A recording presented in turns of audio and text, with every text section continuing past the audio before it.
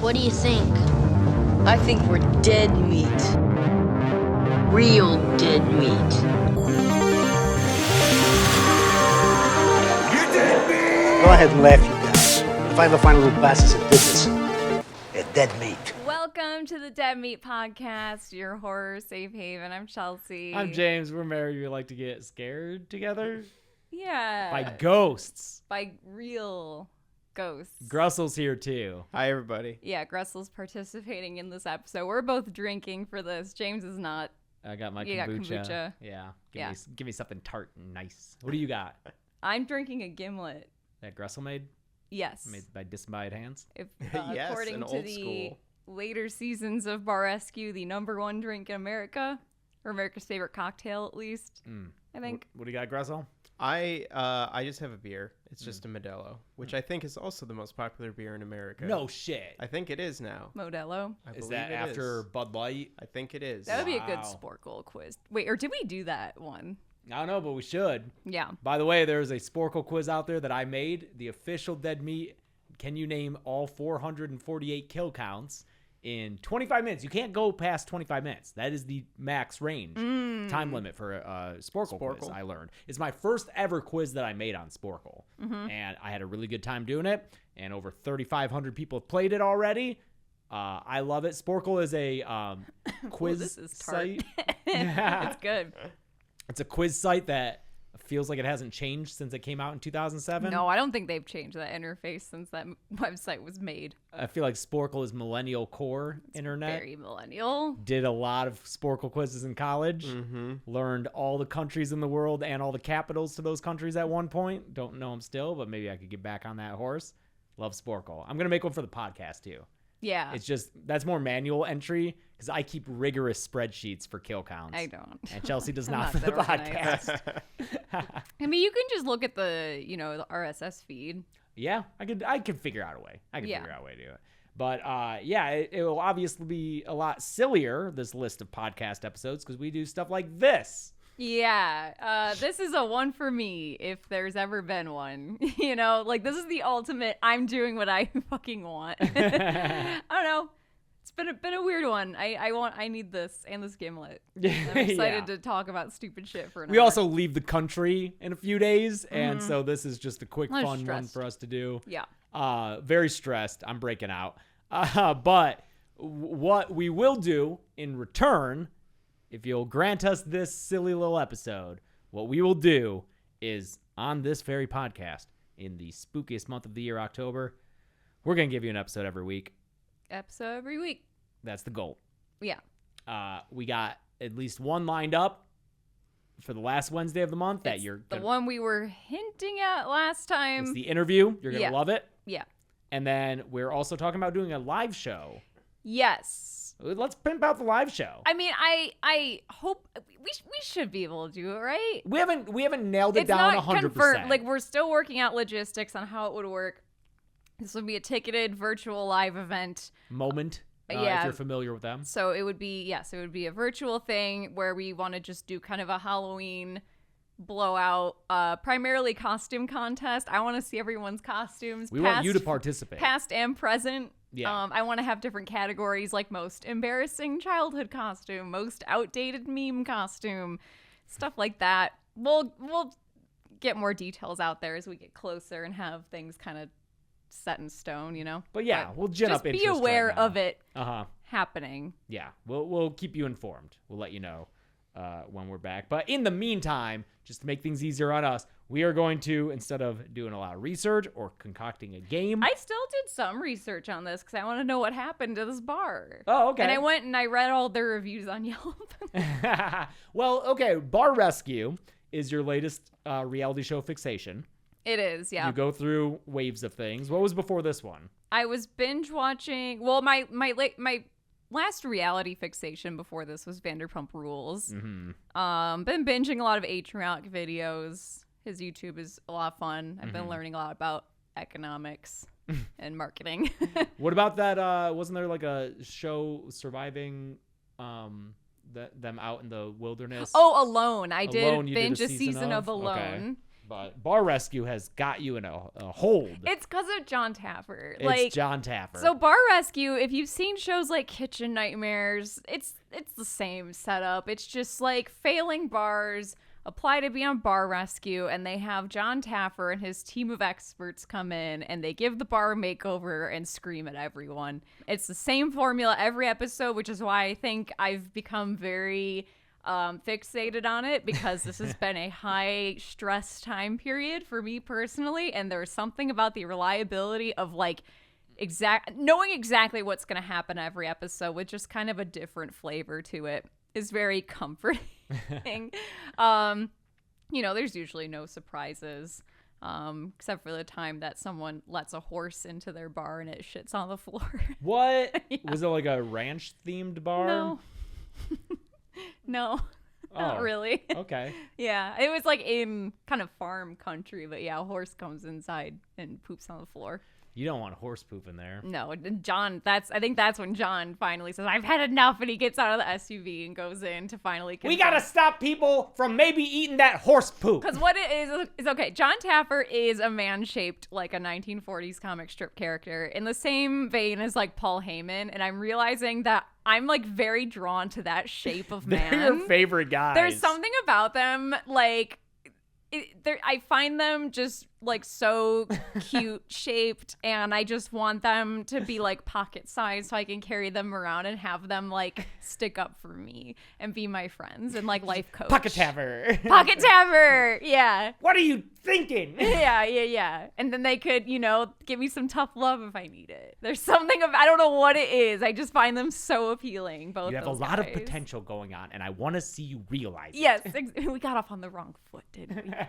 But now I'm proud to call you a friend. So John Taffer, I mean, he does have credentials. Like, he comes from the like music venue world. I think he was running the Troubadour in LA at one point, which is like that's a big deal venue. So like Sunset Strip, kind of that vibe. I think John Taffer was all in that world. And so he's a big guy. He's rotund. He's also like over 6 feet, which allows him the power to do what he does. That's the way, like, people like him, and I love Gordon Ramsay too. I adore Gordon Ramsay. Also a big man. Gressel and I, we couldn't do bar wrestling. No, way. you could. We couldn't get up in an owner's face, and be like, "Listen, you got it." They'll be like, "What?" Yeah, like especially some of the bigger owners. Yeah. Too. Like even the guys that are bigger than John, because John is big, he still gets the respect. Exactly. No, we would not be able. We couldn't do it. To shut anything down. No, shut it down. They're like, "What? What, little man?" It's like, "Please." especially Bar Rescue, because Kitchen Nightmare, you get personalities on that show, and there's definitely some fucking weird people on it that I certainly wouldn't want to work for or be friends with.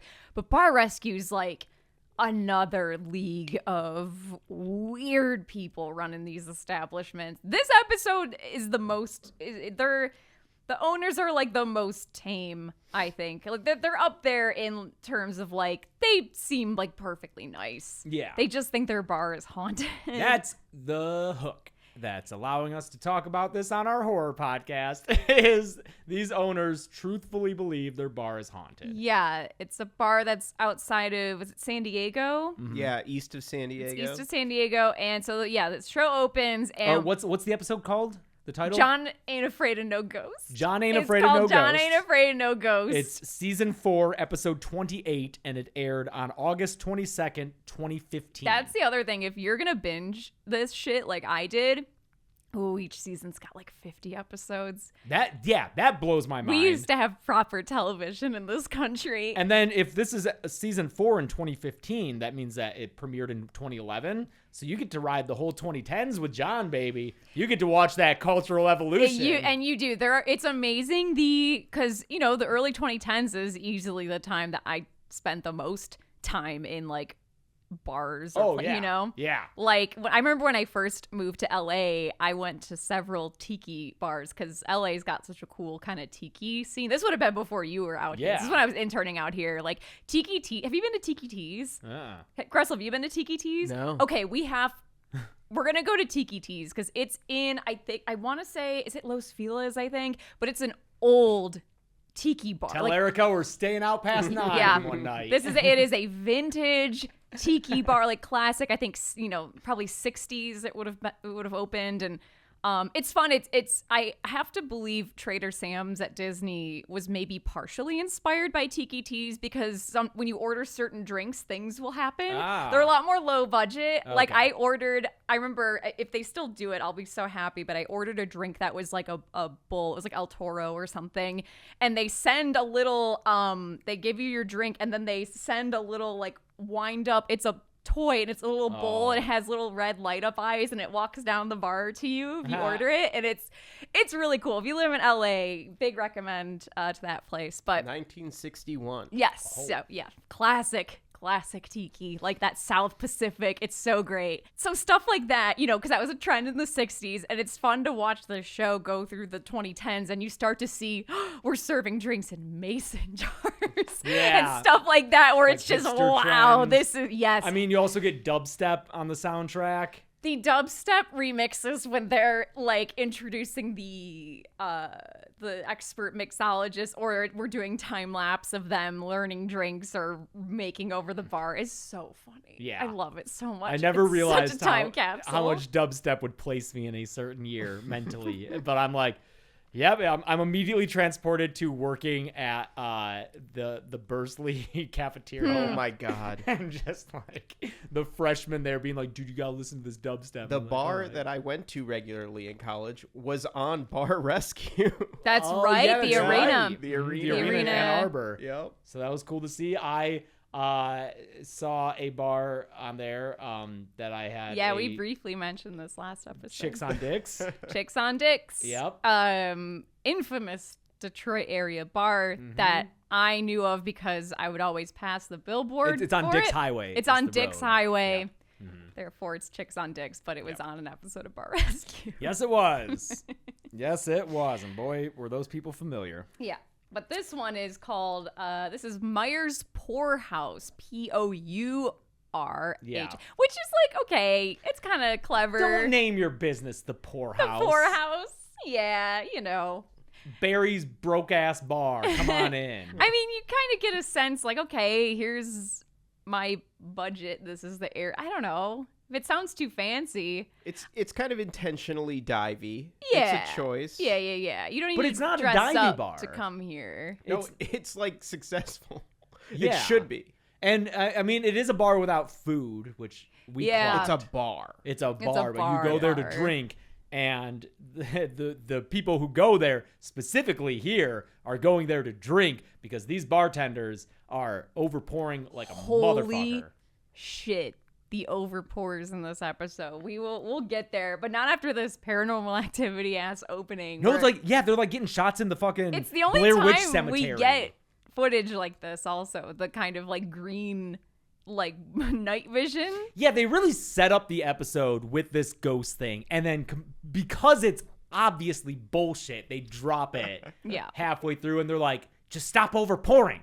That's the problem. I was reading the Yelp reviews, and someone was saying that they're a local, and they're like, I had never heard anything about this place being haunted. Like, even before these owners bought it, they think that maybe they just came up with that gimmick for the show because the was so staff was thin just so otherwise. normal. Yeah. There was no drama. I don't know, because then you gotta get all the staff in on it, and they, they're acting you know what? like They Yeah, genuinely they can't be that seem- good of actors. yeah, because they seem like they don't want to talk about it. They like seem scared. They seem genuinely freaked out, and I think if you're gonna get a whole, if you're trying to get regular people, like, okay, pretend like it's haunted, you're gonna get some like shitty ghost Overreactions. show Yeah. acting. Yeah. But I did also question, because when it's doing the intro and talking about the history of the bar, how it used to be successful, we're seeing B-roll of like the owner like hanging out with patrons in there, and then like I'm like, where's this B-roll from? Supposedly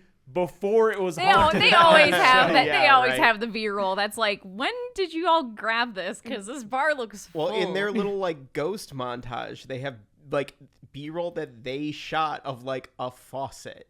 And they Yeah. just like Yeah. cut it weird the with faucet music that turns stings. brown. Oh yeah, what would that happen so like split Yeah. second? I'm like, that's bad plumbing. Yeah. Fix your pipes.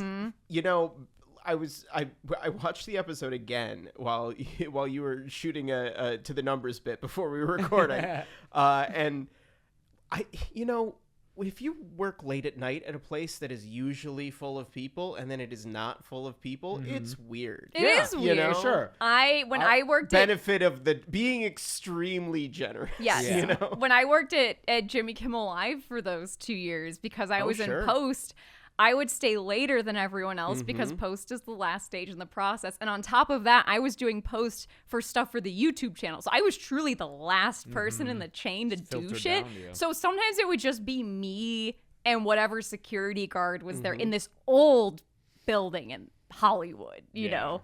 And I mean, it's creepy. I would super be at creepy. the school always. Like either we would go super early before everyone started, or like because of activities like drama and band stuff, we would be there way late after everyone was gone. And even just being in a school, like walking around those empty halls and shit, it's weird. Yeah. So yeah, everyone on this staff truly thinks that this place is haunted. They don't really explain by who. The closest we get to an explanation is I heard someone died. There might have been. there's rumors that someone died in the bar. Yeah. Like while they were drinking and they just died in the middle of the floor or something. Maybe it was that lady who was grinding on a guy in the B-roll.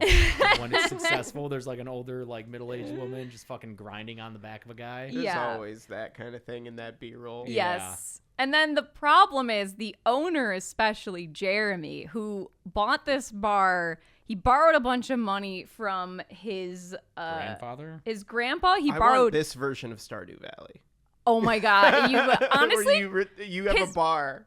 his next game is called Haunted Chocolatier. Maybe it is. You know, Pretty close. you borrow $300K from your grandpa and buy a haunted chocolate factory. Was he watching Bar Rescue? Yeah, but so this guy borrowed $300K from grandpa, bought this bar, and then his mom also put their house up as collateral, or put her house up as collateral for this place too. So like, if this thing goes under, I mean, that's the story, even like all these episodes. Yeah. Poor innocent family gets roped in. But Jeremy's too afraid of He the ghost. stops coming into work because he's afraid of the fucking bar The ghost. owner won't come into the bar because he's too afraid of the ghost. Yeah, which like convenient excuse, I guess. to Yeah, just that not guy's at show home up playing to Xbox, work. dude. Yeah.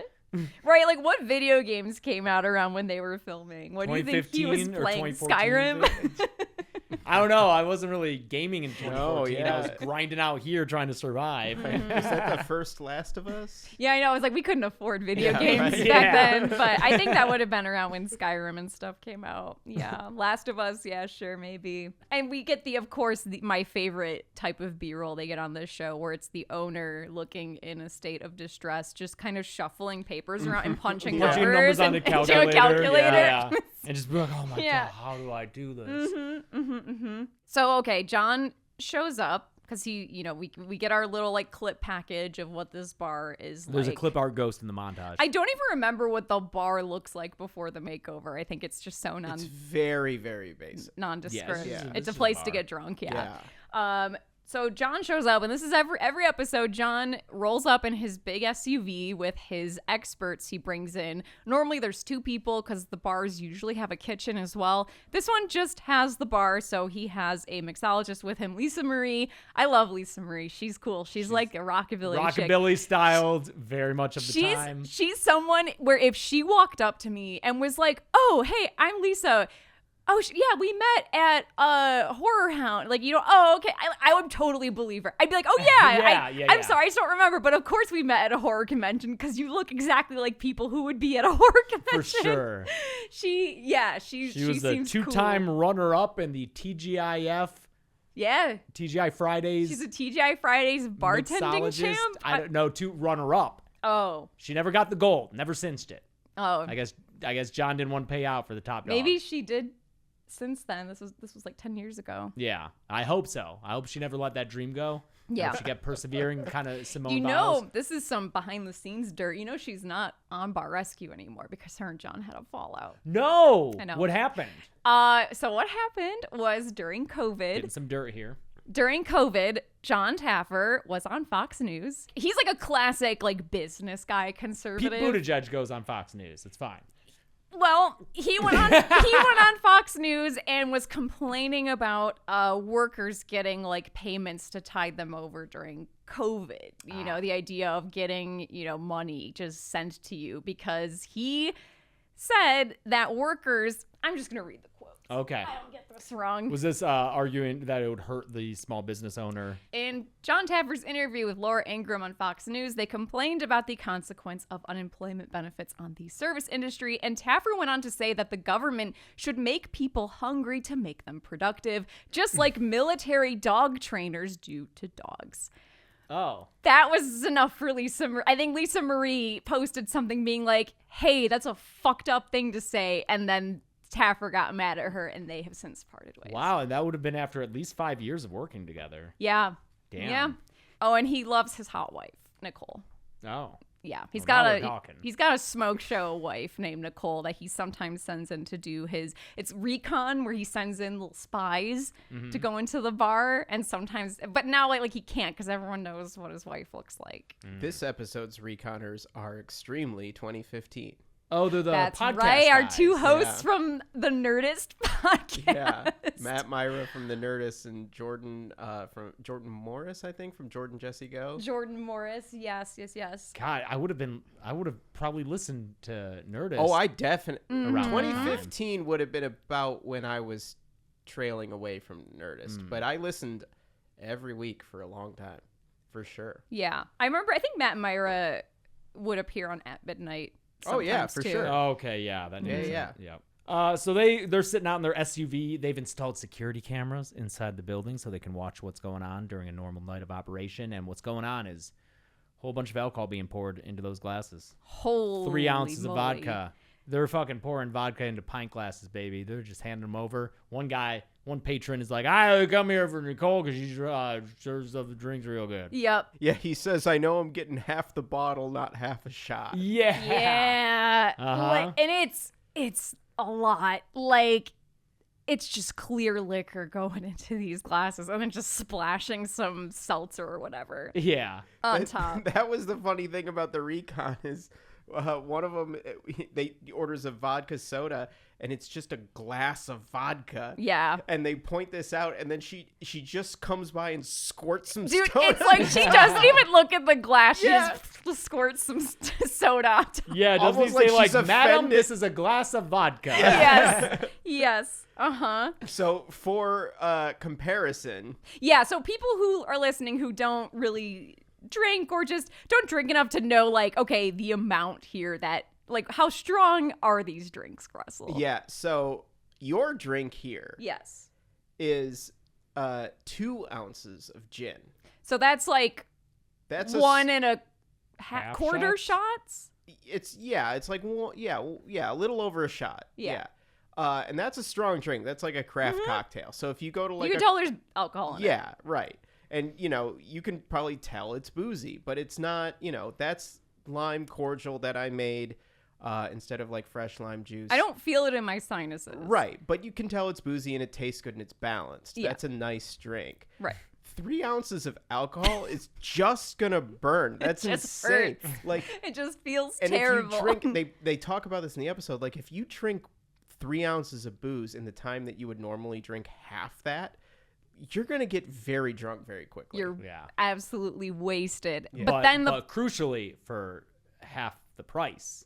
yes, for half the For price. Jeremy's And also sake. it's a thing where, if someone doesn't realize they're drinking that much, although when it's that strong, I don't know how you don't. But then you think, okay, I've had one drink. Yeah. And then you feel like you can keep ordering more. It's dangerous. Like, it genuinely is dangerous. That's something they get into a lot on Bar Rescue that they don't necessarily get into on Kitchen Nightmares, where it's just like the liability of owning a bar and all Oh, the yeah. shit that can go horribly wrong, aside from like salmonella and stuff like that if they're running a kitchen. It's like one bar, they were handing out free matchbooks with the bar's name on them, and John just picks up the bowl and just throws it. He's like, you can't have these. Like, if someone gets in a crash, no matter where they were coming from, if they were drinking and they find a matchbook with your bar's name on it, you're fucked. You're so fucked. There's just all these little things that you don't think about. Would John Taffer, how would he feel about Chef Slowick? He would respect him because he's a successful Yeah, the businessman. profit margin is probably. Does he? Do you make profit? He respects you. That's it. That's all it takes. You've got sous chefs shooting themselves in front of the customers. But the thing is they love him, and they're doing it because they love him. I don't understand it, but it seems to work for you. I mean, that's a thing on a few episodes where he's like, your bar sucks ass, but I'm staying here to save it because this community loves you for some reason. I don't fucking get it, but I'm here, so whatever. By the way, John Taffer, when he yells, sounds like Master Shake. He sounds like Master Shake from Aqua Teen Hunger Force, and it makes me laugh every time. He gets very shrill, and he I does love it often. Yes. He's frequently yelling, but he'll be like, it's like you're fucking playing with a dial, dude. He'll be like, oh, way up here, and then he'll be talking. And then he'll be real down fucking here. Okay, he's and very calmly. Pixie song. The only time, you know what, in Where is my mind?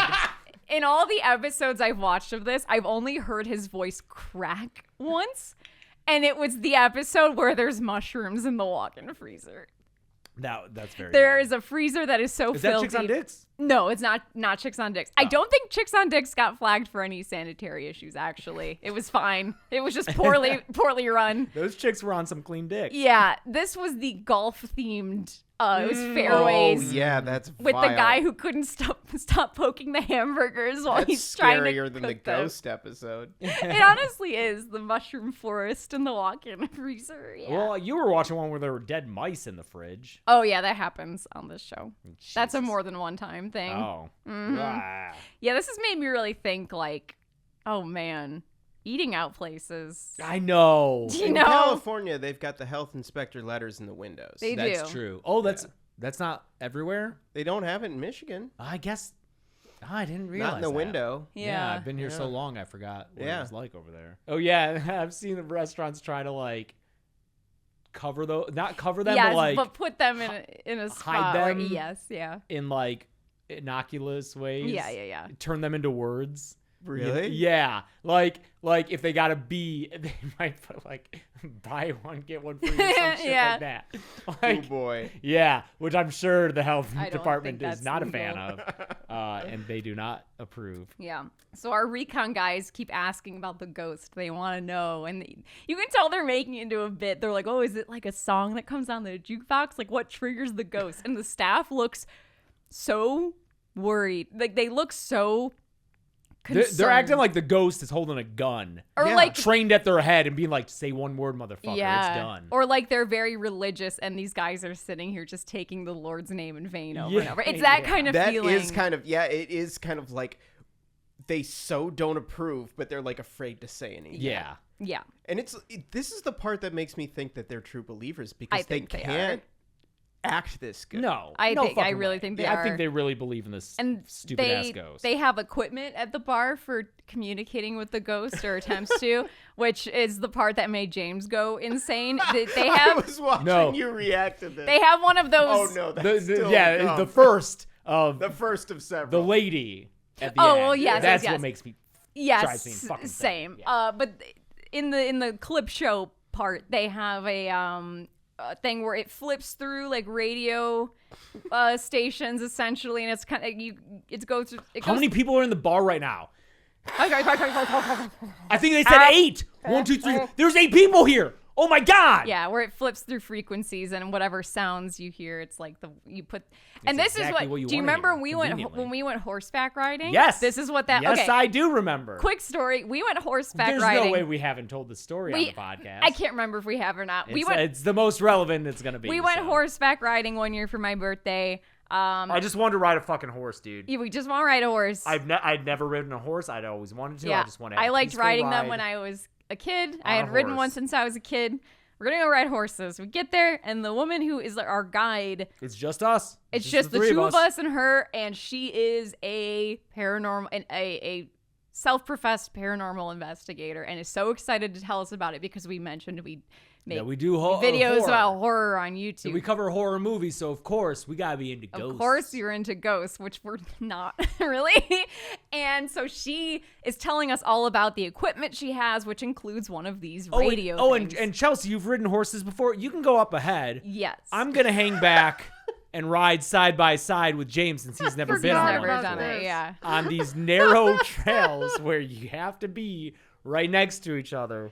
Yeah. And so I am more amused by this than James is. I just want to ride and a I fucking horse. kind of was encouraging it, and I feel bad because she starts talking about the white noise thing she has that they have in this episode, and she's like, yeah, so there's like words that come through, and here, so she brings up her phone and has like a note document, like a text doc on her phone that's just like, she just starts reading them out loud. Cloud, paper, house, door, red, rainbow.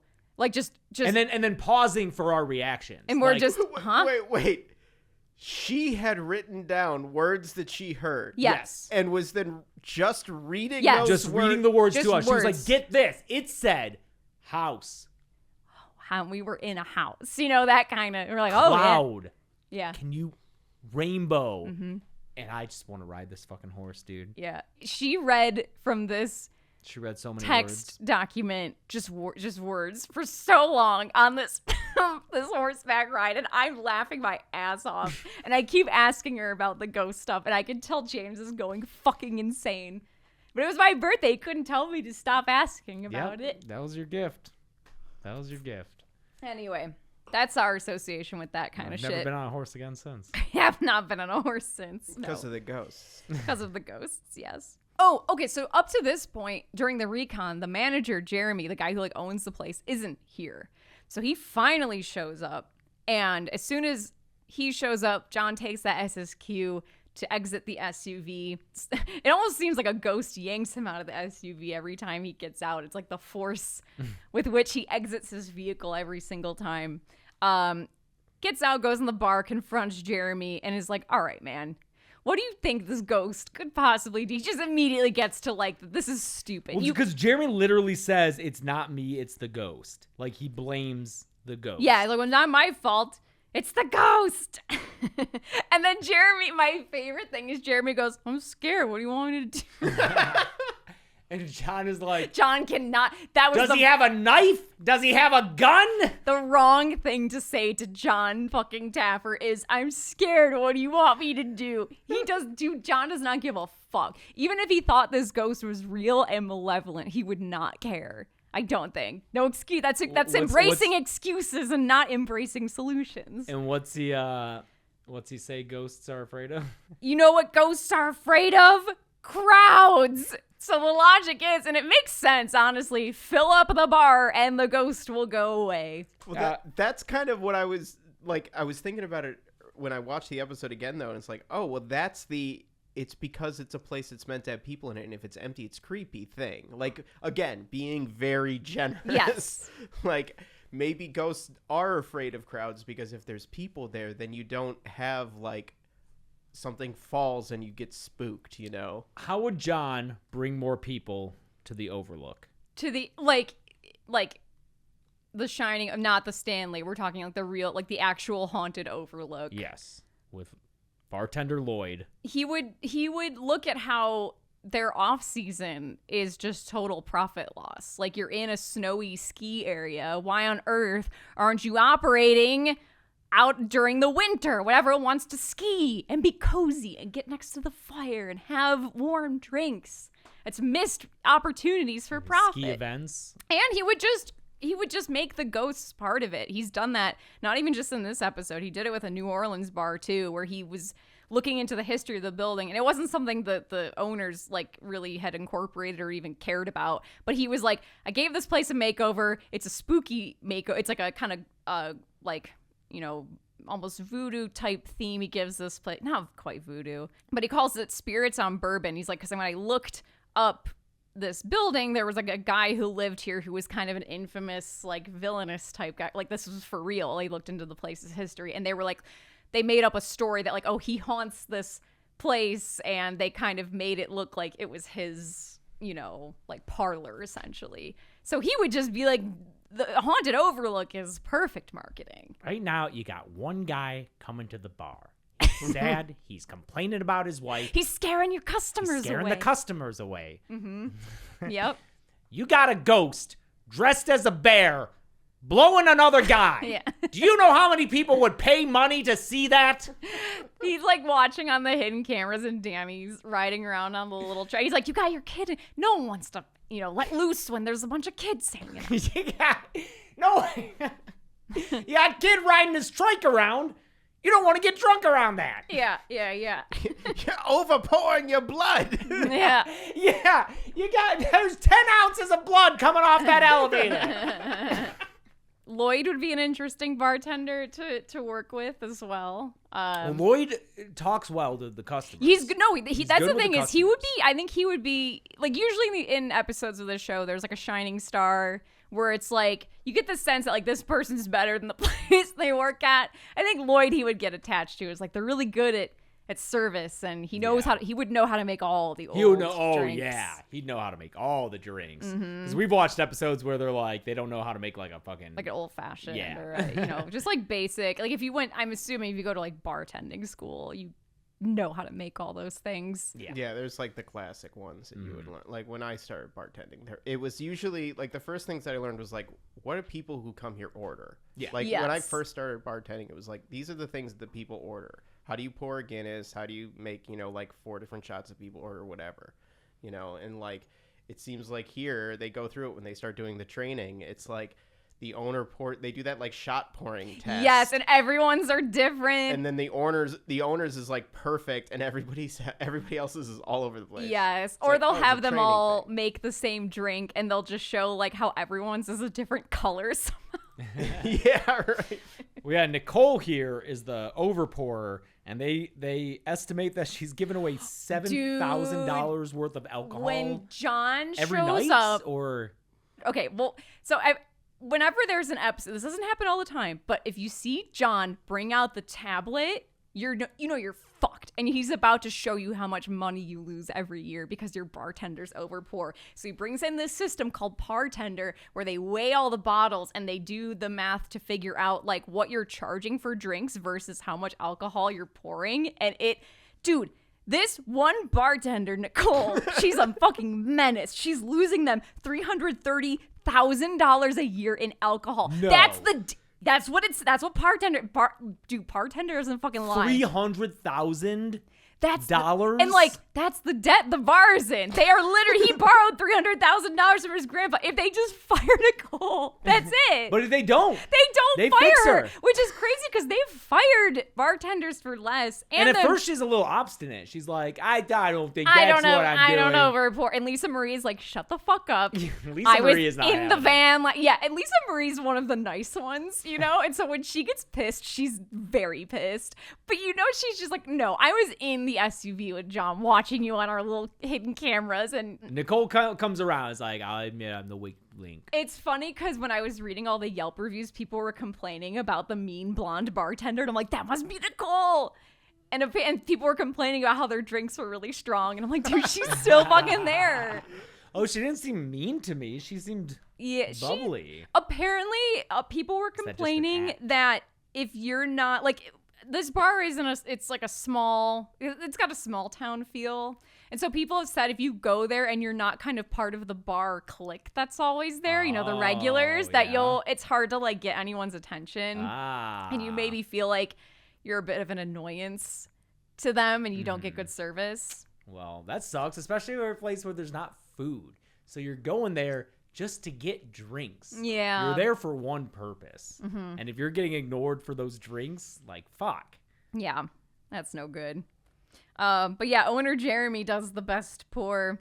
And this is when this episode, and I forgot about this whole part before I made us all rewatch this. This episode turns into a Kettle One sponsorship. Yeah, it does. This podcast is not sponsored by Kettle One, but this episode of Bar Rescue sure fucking is, where they decide that to get the bartenders to care about the product and to not want to just fucking waste it, I think. They're like, we need to make them attached to this brand name. So we're bringing in Kettle One.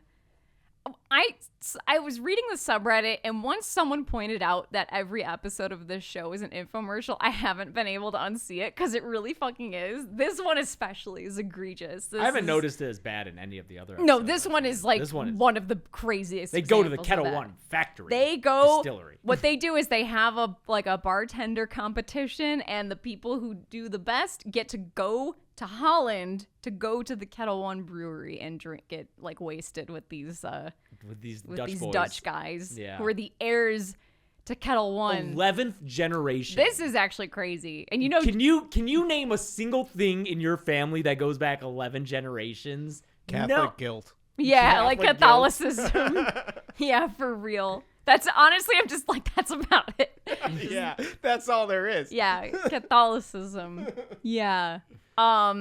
It's nuts. These two guys, I just can't fathom a family business operating for that long and the pressure there must be to go into the family business. Like, Yeah. especially if you're born, I mean, I'm sure if you're born a male. I wanted to be a dancer. Yes, yeah. Nope. You're distilling vodka. Yep. Hope you like rubbing alcohol. Yeah, you're gonna shovel coal into the furnace to. They have I don't know what's going on in that B-roll at one point. They is have the furnace needed to. they're make shoveling coal at one point. Oh, They okay. have You them. heat up a big still. Yeah. Okay. Yeah, Oh, and there's yeah, a yeah. mash in there, and yeah. They have at one point there's B-roll of Jeremy and the other guy who comes with him shoveling coal. I think it's almost like a breaking the wine bottle on the it just feels very ceremonial. Yeah. Where it's like, we're gonna have you shovel some coal. No, I don't think into Jeremy here. goes.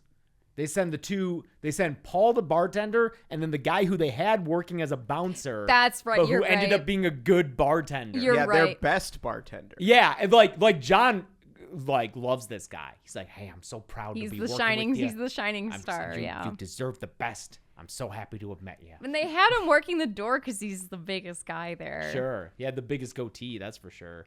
I love when like the guys working the door are the secret stars of episodes. There's an infamous episode where in the bar it's called the O-Face. It is one of two bars so far that I've seen where John walks. He's like, I can't do it. I'm leaving. You don't deserve this. I'm leaving. It's only happened twice in the many episodes I've watched. And the only person that he gives a shit about in this O-Face bar episode is the bouncer, the guy who works the door, whose name is Sick. S-Y-C-K. And the best part is that when he introduces himself, John instantly commits to calling him Sick the whole up. He's like, "Oh, Sick. Yeah, that's my friend Sick." And he's like, "Sick is the only one with any sense around here," kind of thing. And then later he does a back to the bar thing where it's like an update and he learns that they fired Sick and he just cannot fucking believe it. He's like, "You're the one employee here who wasn't a fucking idiot. You fired."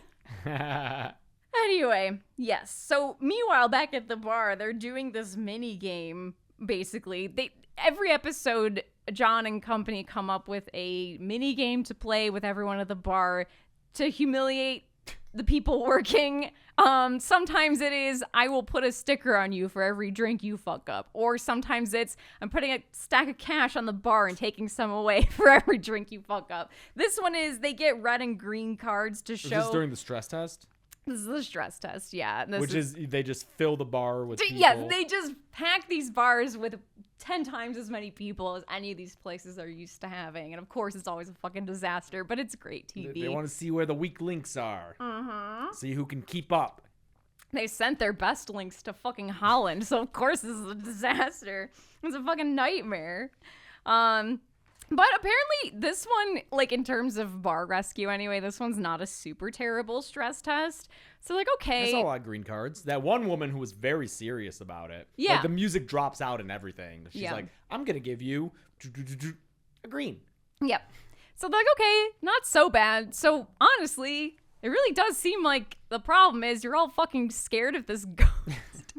So we need to get rid of the ghost. And so I don't think John believes any of this shit. No. I think he's the whole just, time he's like, if this thing is real, it's a problem. And it's basically like if they think it's real, then it's a problem. Like yeah, if he's they've like, convinced you them, speak your truth, okay? Yeah. I swear he says the phrase lived experience, which is Yeah. not a phrase I would expect to come out of his mouth, but he uses it here to be like, this is your lived experience. This is like, this ghost. So he brings in a fucking medium, Amanda the medium, and this is when James is like ripping his hair out.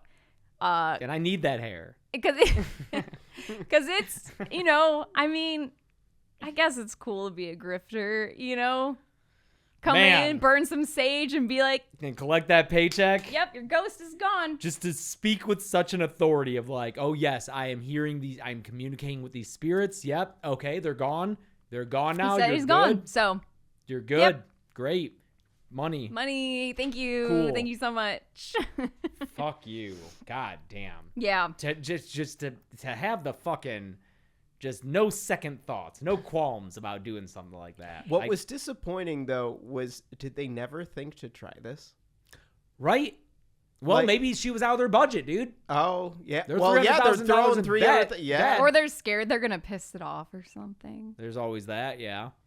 I still feel like they're afraid of it after they do this. They say on camera, they're like, yeah, I feel like it's much calmer. I don't now." think they think it's gone. They feel like, Especially when John keeps being like, yeah, now he's gone. Fuck it. We're going to make this whole thing themed after him. And we're going to have novelty, like, trick bookshelves. here, where a pull book- that lever. Yeah. You do it, and a book flies off a shelf. And all I can think is the staff must just be like, oh my God, he's mocking the ghost. Yeah, And we're the all staff does not look amused We're all going to die. at these ghost-themed objects put in. There's like a weird The mirror. face in the mirror. yeah, Yeah, the mirror. Yeah, the trick mirror with a face in it. it's like an old guy's face, but it should be his grandpa, just as a reminder. yeah, of like, don't fuck this my up. money. Where's my money, Jeremy? What It's is- what the study. A lounge? Yes, The They- study lounge. They The name study. they name it the study. It's just a lounge. the study, but and it's I called think the it's study. I think that's the subtitle. It's like the study, a lounge, right? yeah. Is that what they call it? Lounge is definitely The a sign smaller... is ugly. Every Their sign on signs this are is shit. ugly. They print those signs at Kinko's after making them in Word. Microsoft Word is where they make these images. I can Like, only think of like one or two signs on this show that actually look good. I think because they're rush orders, the they're power like slide.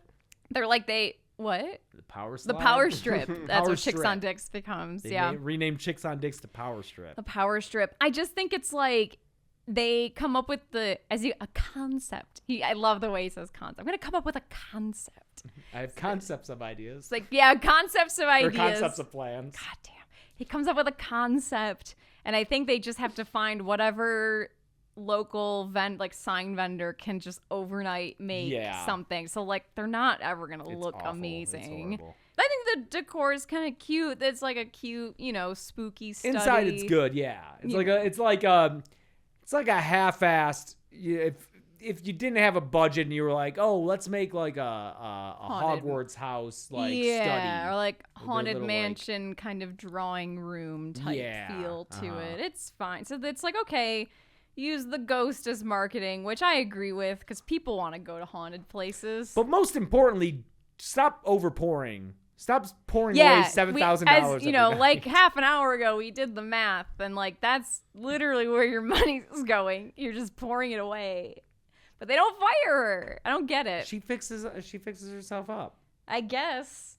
I don't know. You want to fire Nicole? According to Yelp, she didn't change much because people were saying the drinks are really strong, but it's still open in the year of our Lord 2024, which is impressive, honestly. Yeah, because I feel like Bar Rescue maybe had like a decent success rate. I but, think it's got a 50%, which is very high. I mean, is it 50% now or was it 50% before COVID? That's 'Cause a I good feel question. like That's a good question. Lots actually. of a small bar that needed to go to a reality show to get fixed up. Yeah, there's an asterisk for anything that closed post 2020. Yeah, like that's any of the bars on this show that survived COVID. Props, man. Yeah, you did Holy it. Shit. Yeah. Congrats. Especially this one's in California, so it's not even like it's like in Florida or someplace Where it where could it's be like they more open open. fast, Yeah. sooner. Like wow, impressive. I don't know. This article from 2024 is still Oh. saying 50-50. yeah, there was a 2021 study conducted by Indiana University Purdue Hell yeah. about it was Boil up. it was comparing the current status of bars and restaurants featured in the first 4 seasons of Kitchen Nightmares and Bar Rescue, and Bar Rescue had a significantly higher success rate apparently than Kitchen Nightmares. Kitchen Nightmares 21% success rate. Bar Rescue 50. Wow. Which both of those I still think are impressive I don't think considering 20's impressive. every what? I don't think 20 is impressive. Restaurants are hard. Profit margin's a lot lower on food. Yeah. Yeah, Yes. but you're ostensibly an expert coming in, investing all this Yeah, money. but then they People have have to to run it implement it. after you're Yeah. gone. Yeah, but you're supposed to teach them how You're to there do that. for a week or whatever. I'm just couple not. weeks. I'm not going to say it's awful. I'm not going to say it's impressive. 50% I'll call impressive. Okay. All right. That's impressive. Fair. Yeah. Sure. I mean, I think just all of these bars seem like they're pretty doomed until the shows roll into town. So I don't know. Well, when you have a ghost. Yeah. And I like that John at one point says, like, what if Jeremy's not coming in? Not because he's afraid of the ghost, but what if it's failure he's afraid of? What if, John? All our personal ghost. Would you guys go to a haunted bar?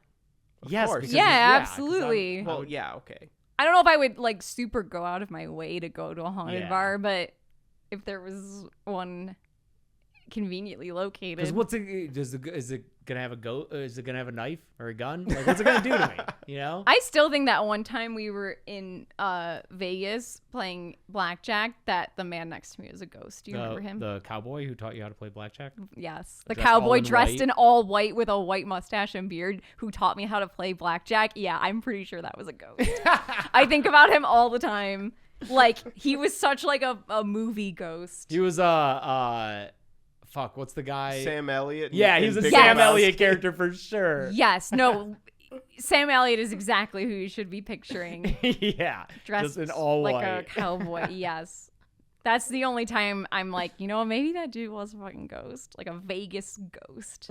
In that case, he was very accommodating and polite and helped me not look like a fucking idiot at the blackjack table. Yeah, it's very kind. Yeah. But does he know how many people are in the bar? Yeah. Or is that counting cards? Yeah, right? By the way, if you liked hearing the three of us kind of talk about whatever, subscribe to the Patreon. Yeah, this is basically what the Patreon podcasts are. It's just us talking about we're whatever we a want. few episodes behind. We'll get caught up, but we do have a monthly Patreon podcast. It's audio only, but it's the three of us talking about all sorts of things, usually music or movies, like non-horror movies. But check. I forget what tier that's at, I forget it. Don't but offhand, you can see on the Patreon page. We've been pumping those rewards out. We'll catch up on that one. Yeah. Just record a bunch of commentary tracks. Yeah, we're getting caught up on commentary tracks. What do we watch? Dr. Giggles. Dr. Giggles. Dr. Giggles, yes. From the early and 90s. Arcadia. And Arcadia from this year with Nick Cage. Mm-hmm. And one of the It kids. One of the Oh, and the other kid plays young Reacher. Oh, okay. In season 1?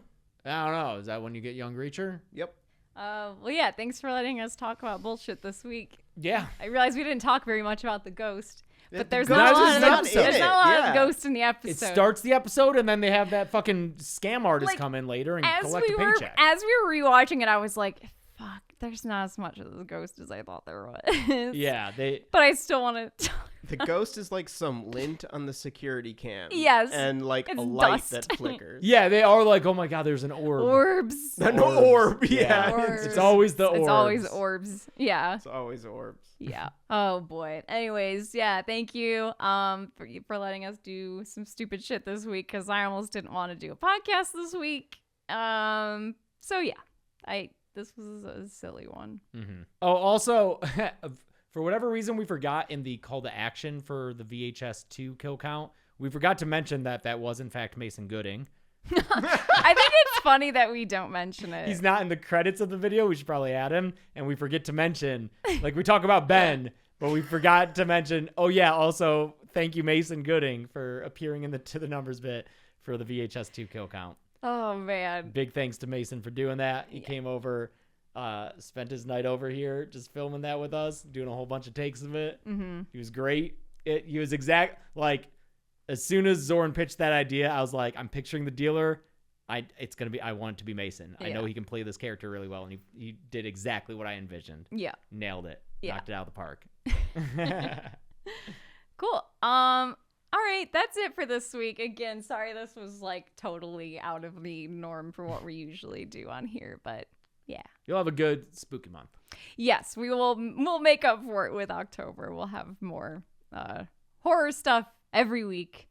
We'll have that interview. We'll probably have a live show. And then there's 3 other episodes we have to do. So maybe like old movie, new movie, game. Sure. Give you a little bit of everything, you know? Yeah. Cool. Great. Well, until next time. Let us know what game you want. Do you want Guess the Kill? If you want if there's any games you want a sequel to. I feel like it's been Guess a minute the since Kill. Guess the Kill. I want to make it so that we can both play. Ooh. But that, yeah. Okay. Yeah. We have enough staff for that. I was going to say, we have like editors now who could help with that. Yeah. Okay. So maybe we'll do that. Do you want to do that? Or is there another game that we're forgetting? Let us know. Probably too tight of a schedule to do a Survivor. We'll save that for like November. Oh, December. yeah. There's no way. Yeah. But we'll save it. Cool. So great. Until spooky month, I'm Chelsea. I'm James. And that's Gressel. Gressel. Thank you, Gressel. And this has been The Semi Podcast.